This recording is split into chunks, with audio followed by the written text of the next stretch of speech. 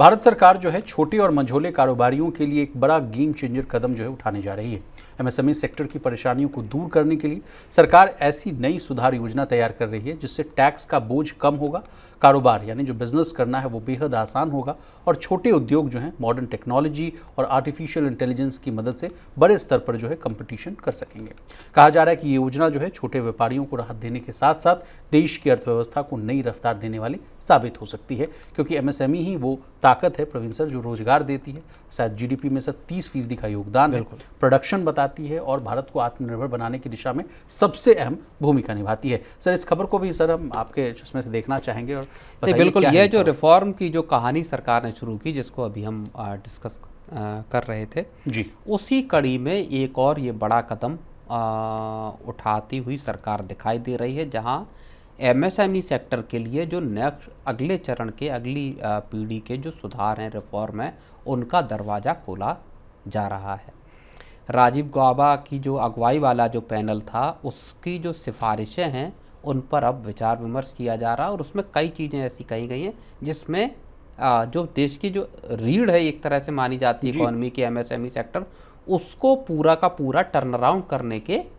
तैयारी सरकार इन रिफॉर्म्स के जरिए करना चाहती है। 30 करोड़ लोग जो हैं रोजगार जो है एसोसिएटेड है। बिल्कुल, और देखिए कोई भी ग्लोबल हलचल होती है, कोई भी नेशनल लेवल पे कोई भी अगर इश्यू पैदा होता है, सीधा असर सबसे पहले अगर दिखाई देता है तो वो आपकी एमएसएमईज पे दिखाई देता है जी, छोटी इंडस्ट्रीज पे दिखाई देता है, क्योंकि वल्नरेबल ज़्यादा होते हैं किसी भी आपका क्राइसिस को लेके। और ये हमने कोविड में देखा जब लाखों की तादाद में एमएसएमईज और छोटी यूनिट्स जो है, घरेलू जो कुटीर उद्योग जिनको अगर हम कहें, वो सारे बंद होते हुए दिखाई दिए कोविड के झटके जब लॉकडाउन लगा उसकी वजह से।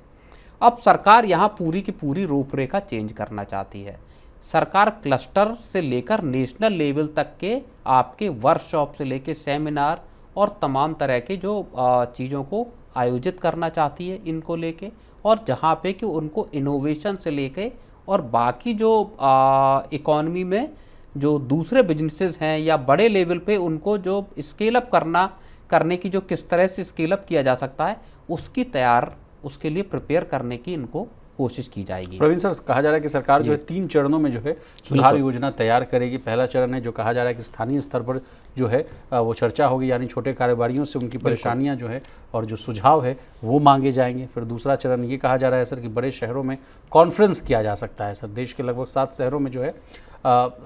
जो राज्य स्तर की जो बैठकें हैं वो हो सकती है। तीसरा चरण ये कहा जा रहा है कि राष्ट्रीय कॉन्फ्रेंस इन सभी सुझावों को जोड़कर अंतिम योजना बनाई जाएगी और फिर कहा जा रहा है कि सर प्रधानमंत्री कार्यालय को ये रिपोर्ट जो है वो भेजी जाएगी। सर इस पर आपका क्या कुछ कहना है? बिल्कुल, ये क्लस्टर जोन और फिर नेशनल लेवल पर ये इस तरह से इसको ग्रेडेड उसमें करा जाएगा।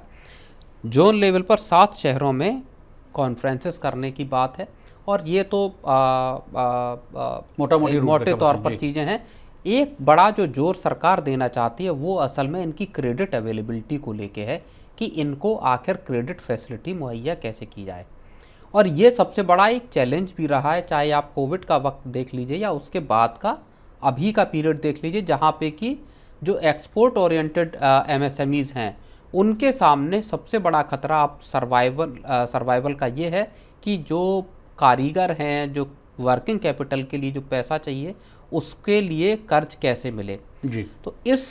जो सबसे बड़ी जो मुश्किल है इसको दूर करना एक चैलेंज सरकार के सामने यहाँ पे विशाल रहने वाला है। एक जो बड़ा चैलेंज ये है कि सरकार अपने लेवल पे तो रिफॉर्म लेके आ रही है,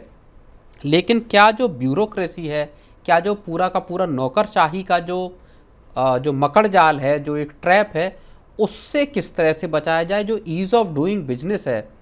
वहाँ पे इन एमएसएमईज को किस तरह से सपोर्ट किया जा सकता है, जहाँ पे कि हैज़ल फ्री कोई भी व्यक्ति जो है वो अपना कारोबार लगा सके और उसको चला भी सके। तो जो सरकार एक चीज़ इसमें करना चाहती है कि जो कंप्लाइंसेस हैं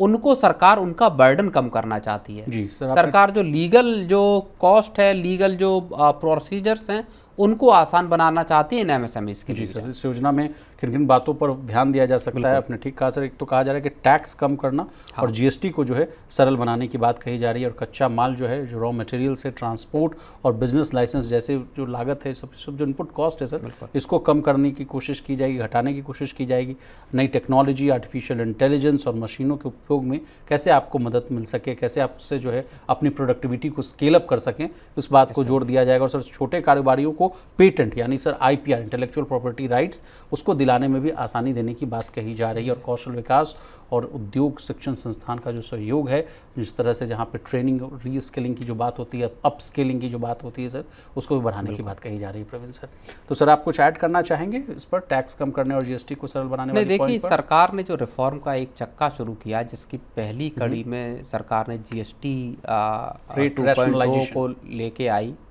उसके बाद से अब पूरे का पूरा सरकार फुल